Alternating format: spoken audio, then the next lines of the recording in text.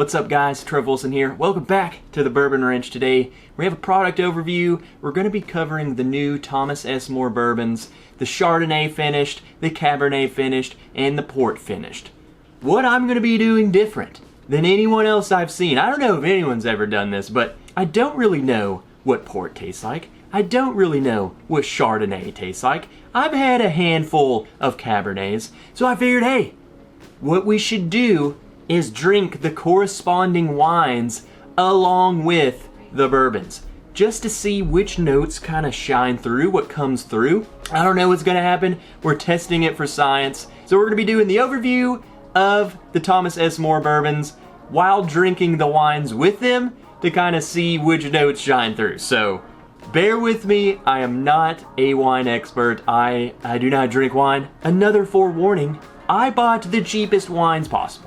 I am not a wine guy. I'm not gonna go buy expensive wines. I just needed a brief idea of what these wines are supposed to taste like to see if I can identify those notes on this finished bourbon. So, any wine sommeliers out there, don't crucify me for using the cheapest imaginable wine.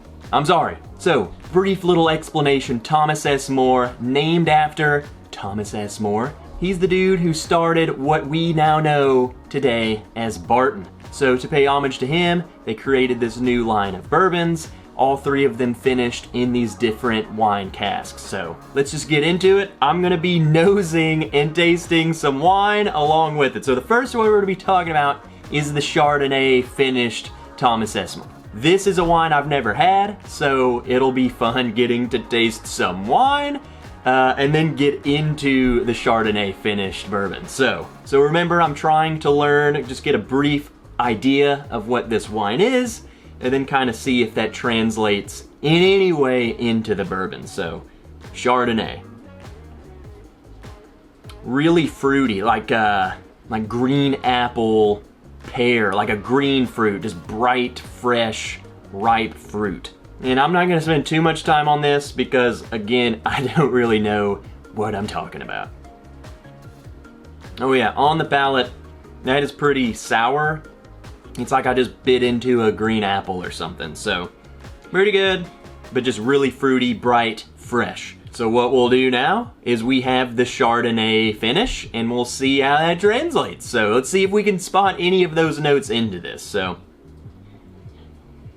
okay, on the nose, I'm not getting any of the notes that I was getting on the nose of the Chardonnay. No bright, fresh fruit.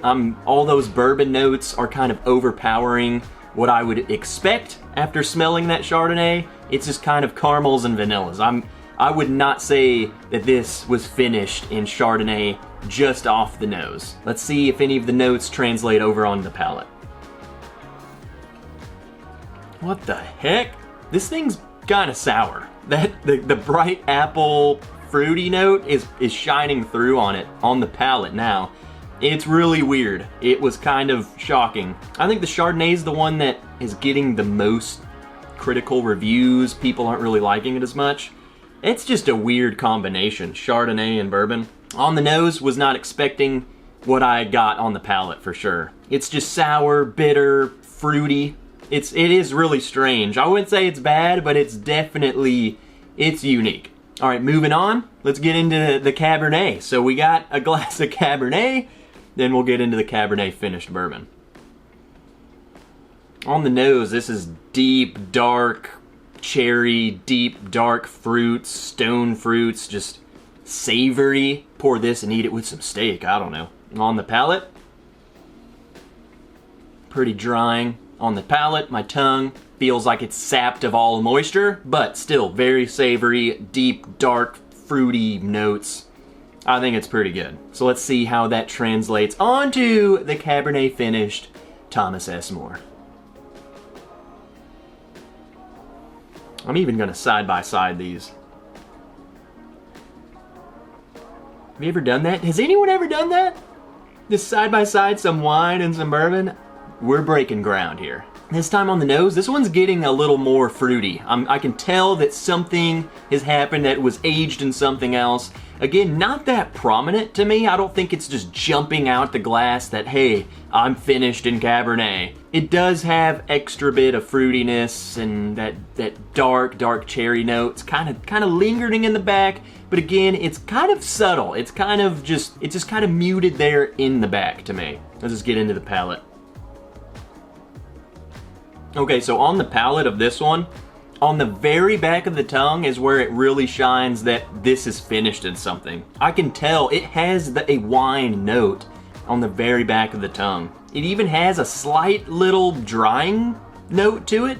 I don't know if my tongue is still just dry from drinking the wine, but I feel like this wine is drying the tongue just a tad. I'm gonna have to go back into that one. This one's intriguing me a lot. You're getting some of those Cabernet notes onto the palate. I quite like that one. That's actually really good. If you like Cabernet, I think you would really like that one. So, especially tasting the wine and then going into it to see if those notes shine through, and then they do, it's pretty cool. All right, so let's get into the last one. It's the port finish. Again, I've never had port, so I have no idea what to expect. All I know is that it's dessert wine, really high proof, and yeah, let's just get into it. Okay, this one smells a lot like B. So it smells like Cabernet, but it smells creamier, like thicker. It's like I'm smelling a jam or something, just so much denser. Smells like dessert. Makes sense, dessert wine. All right, let's just see what this dude tastes like. That is so mouth-coating, that is heavy, dense, dark fruit. So it is like B, so it is like a Cabernet to me, but that was just so mouth-coating. That's like, you don't need to eat dessert. This is your dessert. I guess that's why they call it dessert wine. That is your dessert. It is just dense, rich, totally sweet. I mean, it'll be interesting to see how that translates onto this. So here we go, the port. Thomas S. More port finish. And on this one, I'm gonna go back, since to me on the nose, the port and the Cabernet were pretty similar. I'll see how these are.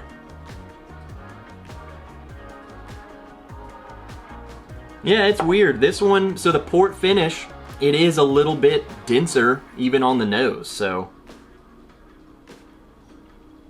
on the port finish, I'm not getting quite as much of that drying thing on the tongue, but it is still super sweet. I can tell that there is this extra grapey layer to it. It does carry over that very viscous, heavy feel, like it's just syrupy, you know, it's just really thick. And that does carry through even onto the palate on that one. Again, none of these are really just over the top in your face finish. Maybe A was the one that stood out the most. I think those Chardonnay flavors shone through quite a bit on the palate, and I think maybe that's why people aren't really liking as much, because it's kind of sour on the palate. B does have the drying thing coming from the Cabernet.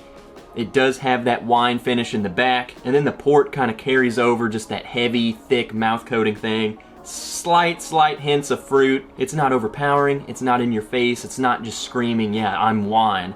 It does have hints of it. I guess I was expecting them to be a little more in your face wine finished, because what they do with the Thomas S. More is they age the bourbon in the wine barrels for years. Typically, it's just a couple months, but they go years. They don't specify how many years, but on the back of the bottle it says 4 years. So it's a long time to sit in a wine cask, and I was expecting it just to be aggressively wine forward. I think it's pretty balanced with the bourbon notes coming through, so you are getting some Barton flavors, but you're having some hints of the wine cask coming into it. I think the Chardonnay is the one that's kind of aggressively forward on the palate. On the nose, not so much. The palate's definitely the sour thing coming through. That would probably be my least favorite of the three just for that. It's just that sour note really didn't resonate with me. The Cabernet and the port, they're both really good. I might like the Cabernet more because I am getting more of the wine cask from it. The port finished, again, I wasn't getting too much of the wine, but more so of the effects of the wine. So that mouth coating, heavy on the tongue, it was kind of desserty. It is unique in that aspect, so if you're not wanting as much of the grapey wine influence, maybe that's the one to go for. The Cabernet, if you're wanting something that says, hey, I'm finished in wine, and you're wanting a little more of those wine notes, I think the Cabernet one is the one that shines through with there. So there we go, guys. I hope you enjoyed this. That was fun. I hope you learned something. I learned something. I learned I'm not the greatest wine taster. I have no idea what I'm talking about, but I hope it was fun for you guys. I hope you enjoyed it. If you've tried these bottles, let me know in the comments which one your favorite is, which one you didn't like. What's your order? If you've tried all three of them, what order would you rank them? And until next time, guys, I'm Trev Wilson. I'll see you in the next video.